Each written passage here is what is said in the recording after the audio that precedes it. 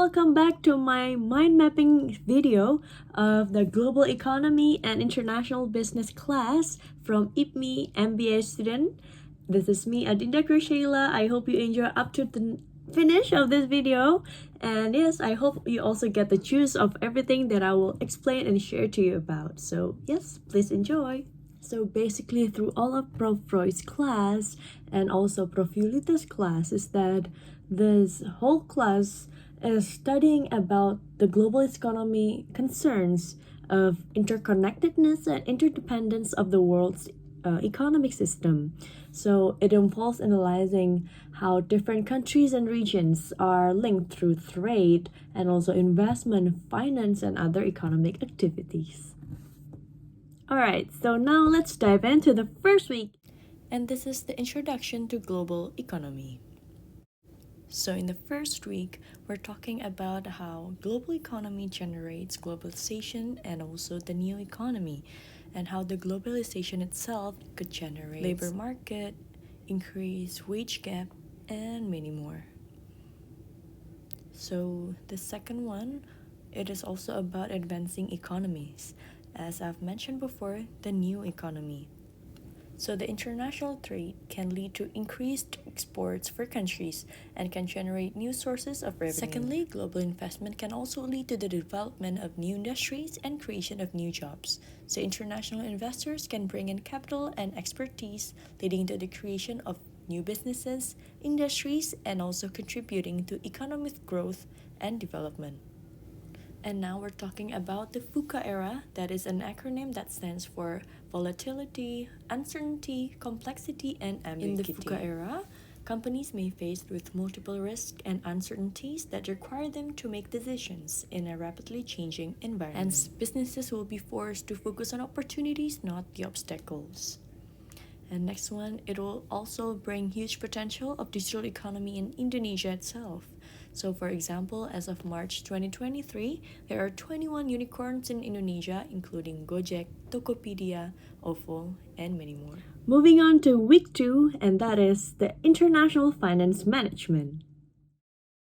And in this week, we're learning about the absolute advantage and comparative advantage and how it is important to the international finance management. It helps to explain the benefits of trade and specialization between countries.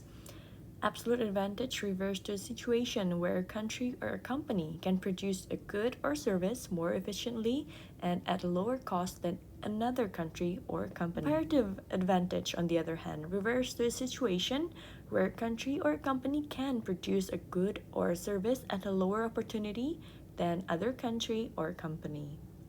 And the opportunity cost is the value of the next best alternative that is foregone in order to produce a particular good or service. And yes, for sure, this triggers the international opportunities, how it quote benefit evaluation for purely domestic firms versus the multinationals. And up next in this week, we also learn about the exchange rate of spot and forward rate, how it factors and affects currency exchange rates. Concrete example is from Asia's economic crisis in 1998 and the subprime mortgage crisis in 2008.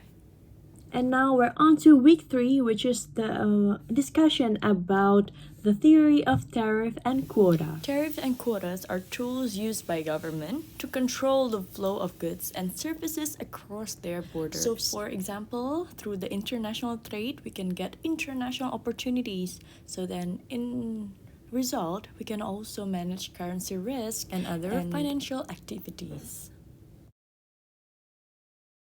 Both tariffs and quotas have the potential to impact international trade as they can increase the cost of important goods, reduce consumer choices, and restrict the flow of goods across the borders. So by definition, tariff itself is a tax that a government imposes on important goods or services. So for example, USD 5 per ton of steel or 10% of the import value. And quota is a physical limit on import quality. So the differences are, first, quota do not generate revenue for the government, and increases in foreign productivity do not result in lower prices with a quota, but they do with a tariff. And lastly, quota can increase foreign profits. but they also have similarities. One of that is that they both reduce imports. For any quota, there is an equivalent tariff of value. Week 4 tells us about the international issue and its discussion on real study case. So yes, of course, a conflict also has a broader implication for the global economy. It has disrupted trade and investment flows and caused geopolitical uncertainty. For example, let's take a look at Russia versus Ukraine war. The sanctions and counter-sanctions between Russia and the Western countries itself have also impacted global supply chains, leading to higher costs for businesses and consumers. And for Indonesia, should reposition itself not just a part of Pacific instead of just Asia. Hence, through all of this global issue, accidents happening recently, what can we do? For example, for Indonesia, we can help by diving through tourism. Week 5, which is the time of international business. And of course, the global economy would mean nothing without the international business case. So by definition itself, let's dig deeper into it. So basically, the definition of international business or business itself is that it is a business transaction between parties from more than one countries. And they also have some levels of international business activities. The first one, let's take a look at domestic business, and then second one, international business, multinational businesses, and global business. But the question is, why do companies go globalized?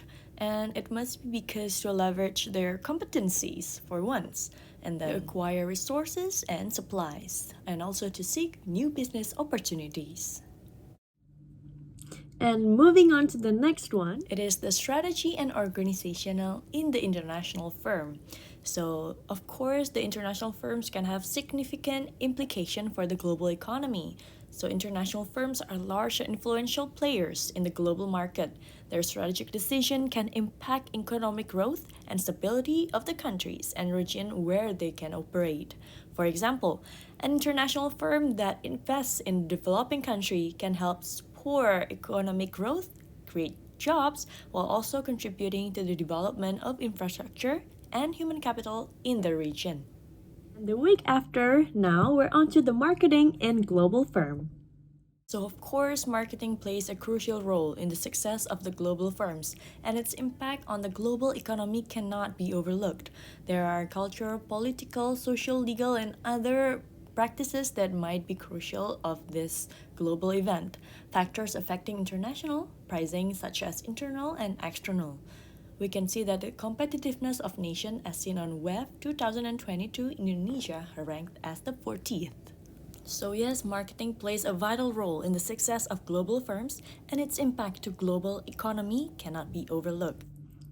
So that concludes all of our video. Thank you so much for tuning in, and thank you so much for watching until the end of the video of this mind mapping. I hope you get the juice of the info that I get to explain and share to you about the international business and global economy as much as I did, as I got so much juice from Prof. Roy Sambal and also Prof. Julita. And I hope you all stay safe, stay healthy, and I hope to see you in the next video. Thank you so much. Bye-bye.